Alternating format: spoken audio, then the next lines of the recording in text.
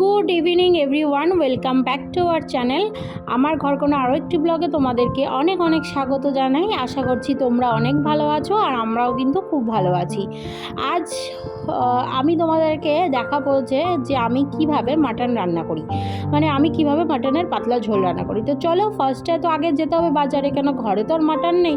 তো এখানে বৃষ্টিকে সঙ্গে করে মাথায় নিয়ে চলে যাচ্ছি হচ্ছে বাজারে।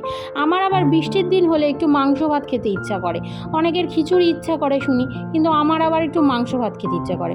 তো চলো, যেই ভাবা সেই কাজ, ভেবেছি খাবো আর চলে এসেছি দেখো সাথে সাথে বরকে সঙ্গে করে নিয়ে খাসির মাংসের দোকানে। আর এখানে এখন নিয়ে নিচ্ছি হচ্ছে 1 কেজি মতো মাটন। আর এই মাটনটা দেখেছো, মানে দেখলেই মনে হয় যে একটা কোয়ালিটি। সত্যি মাটন যখন তোমরা কিনবে তখন কিন্তু অবশ্যই কোয়ালিটিটা দেখে কিনো, তাতে কি হয়, কম সিটি দিতে হয়। আর এখন সমস্ত কাজ আগে রেডি করে নিই, তারপরে রান্না করব। কিভাবে রান্না করি তোমাদের প্রসেস দেখাবো।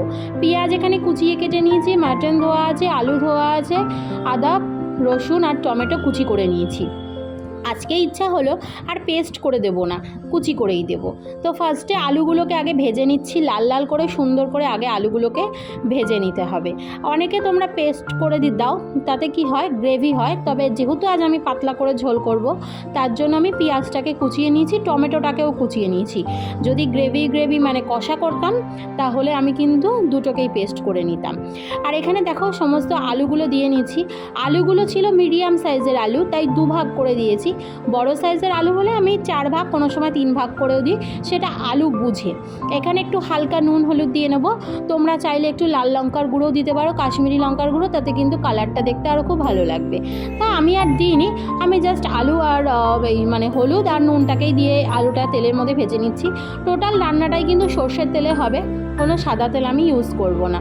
আর এখানে দেখে নিচ্ছি যে আলুগুলো দেখো সুন্দর লাল লাল করে ভাজা হয়ে গেছে কড়াইতে। তারপরে খানিকটা তেল অ্যাড করে এখানে আমি ফোড়নে দিয়ে নিলাম হচ্ছে 2টো তেজপাতা, 3টে এলাচ, দারচিনি, লবঙ্গ আর সামান্য একটু কিন্তু দিয়েছি হচ্ছে জিরে, সাদা জিরে, যেটা আর কি আমরা ঘরে খাই, জিরে কিন্তু নয়। ঠিক আছে, তোমরা চাইলে এখানে যে কোনো কিছু স্কিপ করে যেতেই পারো, তবে এগুলো দিলে ফ্লেভারটা ভালো আসে। এখন ভেজে নেবো হচ্ছে পেঁয়াজগুলো। পেঁয়াজ ভাজার সময় লক্ষ্য রাখতে হবে যে পেঁয়াজগুলো যাতে একদম বাদামি বাদামি না হয়ে যায়, মোটামুটি যাতে পেঁয়াজগুলো একটু নরম হয়, তার জন্য কিন্তু তোমরা এখানে দিয়ে নেবে সামান্য পরিমাণে হলুদ আর একটু দেবে কিন্তু নুন। যতটা ফাস্ট তোমাদের দেখাচ্ছি, প্রসেসটা কিন্তু ততটা ফাস্ট কোনো দিনই হয়নি, সেটা তোমরাও অনেকে জানোই। আমি শুধু দেখাচ্ছি যে আমি কিভাবে রান্না করি।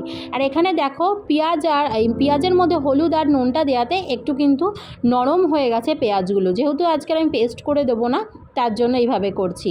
আর এর মধ্যে দিয়ে দিলাম এখন হচ্ছে আদা, তোমার হচ্ছে দিলাম রসুন, আর দিয়েছি ধনের গুঁড়ো, জিরের গুঁড়ো, আর দিয়েছি 2 চামচ মতো টক দই। ঠিক আছে, ঘরে পাতা টক দই না, অবশ্যই কেনা। তোমরা চাইলে ঘরে পাতা টক দই দিয়েও কি করতে পারো।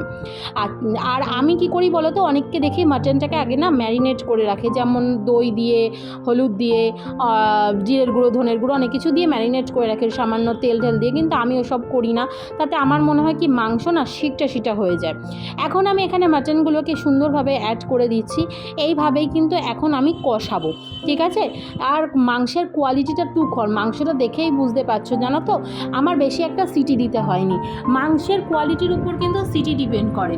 মাংস যদি খুব ভালো হয়, খুব সফট মাংস হয় না, তাহলে ম্যাক্সিমাম 3 থেকে বড় জোর 4টে। আর আমি এনেছি সিনার মাংস, সিনার হাড়, আর সামান্য এনেছি রাঙের, পুরোটাই কিন্তু সফট ছিল। আমাদের সিনার হাটটাই বেশি আসে। তো তোমরা কে কীরকম খেতে ভালোবাসো কমেন্ট করে কিন্তু জানিও, কোন দিকটা, অনেকের গলার দিকটা পছন্দ, অনেকের রাঙের দিক পছন্দ, কেউ চাপ পছন্দ করে।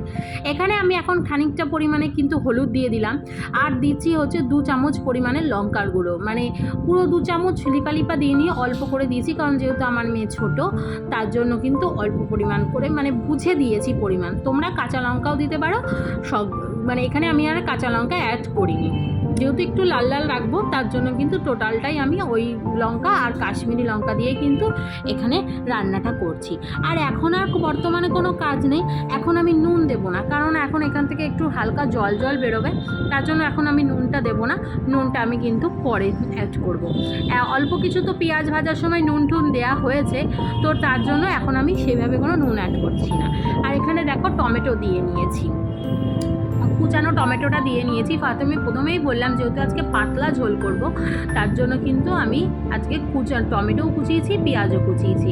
আচ্ছা, এখন দেখো ওই যে মশলাটা করেছি না মিক্সারের বাটিতে, ওই জলটা কিন্তু আমি একটু হালকা ধুয়ে দিয়ে দিলাম। আর দেখো সাইড দিয়ে অনেক জল বেরোচ্ছে। এখন জাস্ট চেপে শুধু কষাবো, আর কষিয়ে অনেকক্ষণ ধরে আমি কষিয়েছি কষানোর প্রসেসটা। তারপরে আমি 4টে সিটি এখানে দিয়ে নিয়েছি প্রেশার কুকারে, দিয়ে কিন্তু আমি নামিয়ে নিয়েছি। আর এই দেখো মাটনের মানে কালারটা কত সুন্দর। তারপরে খানিকটা জল মিশিয়ে একটু আলু দিয়ে আমি কিন্তু হাই ফ্লেমে মাটনের গ্রেভিটাকে বানিয়ে নিয়েছি। দেখো এখন বন্ধ করে দিলাম গ্যাসটা। গ্যাস অফ করে সবসময় কিন্তু তোমরা এখানে গরম মশলার গুঁড়ো অ্যাড করবে। অনেকে ঘি দিতে পছন্দ করো, যারা ঘি খাও তোমরা ঘিও অ্যাড করতে পারো। তবে এটা প্রসেসটা হওয়ার পর খানিকক্ষণ ঢেকে রাখবে, তাতে গরম মশলার গন্ধটা আর ঘিয়ের গন্ধটা পুরো মাংসের ডিশের মধ্যে ফ্লেভারটাতে মিশে যাবে। তো চলো এখন ডাকা যাক খাবার হয়ে গেছে আর মেয়েকে। কি খেলছিস তোরা? চাইনিজ? ঠিক আছে, তুই পারিস খেলতে? হ্যাঁ, দাঁত বের করে তো বলে দিলি অমনি খেলতে পারিস। একদম বেরিয়ে আছে। তোমরা খেলতে পারো, অবশ্যই কমেন্টে জানিও।